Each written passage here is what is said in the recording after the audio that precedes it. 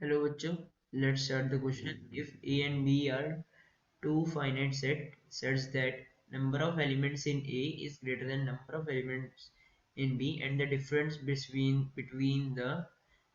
difference of the number of the elements of power sets of A and B is 96, then number of elements in A minus number of elements in B equals. तो इसमें आपको इतना idea होना चाहिए कि अगर आपको मान लो, आपको सबसे पहले तो पता होना चाहिए पावर सेट्स में भी आपको इतना पता होना चाहिए कि अगर आपको नंबर ऑफ एलिमेंट्स दिए हुए हैं, मान लो एक्स दिए हुए हैं, ठीक है। मान लो ए एक सेट था जिसके नंबर ऑफ एलिमेंट्स एक्स है, तो जो number of elements in power set of A होगा ना, जो हमारा पी ए ऑफ ए है, इसको बोलते हैं पावर सेट ऑफ ए, ठीक है। ये होता है टू की पावर एक्स, ठीक है। तो हम इस चीज को यूज करेंगे इस क्वेश्चन को सॉल्व करने के लिए, ठीक है। तो हम क्वेश्चन की तरफ बढ़ते हैं। हमें वैसे गिवन था difference of numbers of elements of power sets of A and B is 96, ठीक है। अगर मेरे पास number of elements in A है, number of elements in A हमारे पास n है, ठीक है। Number of elements in B हमारे पास m है, ठीक है। मान लो नंबर ऑफ एलिमेंट्स इन हमारे पास कुछ n1 मान लो, ठीक है। Number of elements in B हमारे पास कुछ इसको m1 मान लो, ठीक है। तो जो मेरा number of elements of power set of A होगा वो होगा टू की पावर n1, ठीक है। हमने फॉर्मूला देखा है टू की पावर n1, ठीक है। Similarly number of elements in power set of B क्या होगा, टू की पावर m1, ठीक है। हमें क्या गिवन है कि number of elements of the power sets of A and B, इन दोनों का डिफरेंस गिवन है, ठीक है। इन दोनों का डिफरेंस गिवन है, वो किसके इक्वल है 96 के, ठीक है।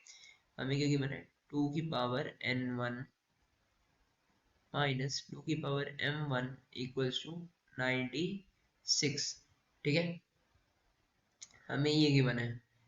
अच्छा, इसको सॉल्व करने के लिए देखना मैं क्या करता हूँ, मैं ना टू की पावर m1 को कॉमन ले लूंगा, ठीक है। टू की पावर m1 को कॉमन लेने के बाद इसको मैं ऐसे लिख दूंगा टू की पावर n1 माइनस m1, ठीक है। कॉमन लेने के बाद ये ऐसा आ जाएगा -1 इक्वल्स टू, और मैं ना 96 को ऐसे लिख दूंगा टू की पावर 5 जो कि 32 के इक्वल होता है इंटू 3, ठीक है। मैं इसको ऐसे लिख दूंगा। अब मैं कंपेयर करूंगा दोनों साइड, मैं ना इसको इससे कंपेयर करूंगा और इसको इससे कंपेयर करूंगा, तो मेरे को क्या मिलेगा टू की power m1 equals equals two की पावर 5, ठीक है।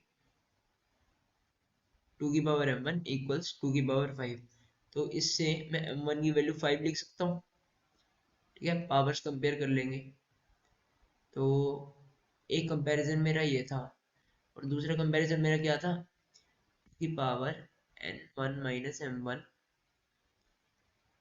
-1 इक्वल्स 3, टू की power n1 minus m1 equals 4, ठीक है। तो अब मैं क्या करता हूँ, इसको ऐसे लिखता हूँ टू की power n1 minus m1 equals two की पावर 2, 4 को टू की पावर 2 लिखता हूँ, दोनों साइड कंपेयर करता हूँ, तो मेरे को मिलेगा n1 माइनस m1 इक्वल्स 2, ठीक है। हमें क्या निकालना था, हमें निकालना था number of elements in A minus number of elements in B. हमारे number of elements in A क्या थे n1, नंबर ऑफ एलिमेंट्स क्या इन बी क्या थे m1। तो number of elements in A और number of elements in A minus number of elements in B मेरा क्या होगा n1 माइनस m1, और इसकी वैल्यू हम निकाल चुके हैं, वो क्या होगी 2, ठीक है। तो ये मेरा आंसर है, ठीक है। तो number of elements in A minus number of elements in B equals 2, ठीक है। तो ये मेरा आंसर होगा, ठीक है। हम चाहे तो यहाँ से m1 की वैल्यू, हम यहाँ से n1 की वैल्यू भी निकाल सकते हैं m1 को 5 रख के, पर उससे क्यों पर हमें क्वेश्चन में पूछा सिर्फ डिफरेंस है, तो हम नहीं निकालेंगे। ठीक है। So I hope you guys understand, है ना। यहाँ पे मैं इसका आंसर यहाँ पे 2 लिख देता हूँ, यहाँ पे 2 आंसर ठीक है इसका। So I hope you guys understand. Best of luck. Thank you.